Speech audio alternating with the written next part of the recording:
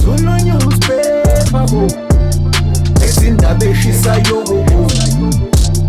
ezindaba eshisayo, ezindaba eshisayo. Sikubingelele siphinde sikwamukele kwi-channel yethu iZulu Newspaper, okuyi-channel ehlale ekuphathele ezinohlonze. uDJ Hlo wodumo lwe-Song of the Year ka-2021 usememezele ukuthi usengene emkhakheni wezokukhiqiza utshwala. Lo DJ owazakhela udumo ngokuhlukanisa unyaka kwi-top 10 yoKhozi FM umemezele lezi ndaba ey'nkundleni zokuxhumana ukuthi usengumkhiqizi wewayini alibiza ngokuthi i-Lamez. Kanti-ke mbukeli uzokhumbula ukuthi lo DJ uke wasola ngokuba sothandweni nosomabhizinisi waseThekwini uDr Musa Zulu okhiqiza amakhambu esintu abizwa nge-Mez Herbal Product.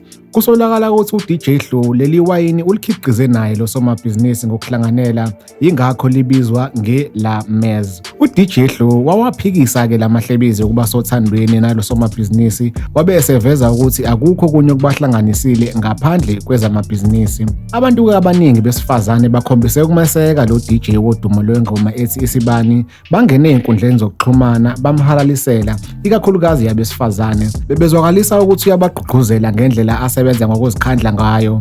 uDJ Hlo umemezele ukuthi leli wayini lizotholakala maduze ey'tolo ezidayisa utshwala. Wembukeli, ake sikugoqe lapha-ke besikuphathele khona namhlanje, siphinde sikuthembise ukuthi sizolokhu nje seniphakela njalo izindaba ezishisayo lapha kwiZulu Newspaper-ke. Kanti-ke ungakhohlwa ukuthi usubscribe kwi-channel yethu ebese ucindezela u-notification bell ukuze sizokwazisa njalo uma kunomfanekiso ofana njengalo esiwufakile. Ake siyibambeni khona lapho bese sithi nje salut.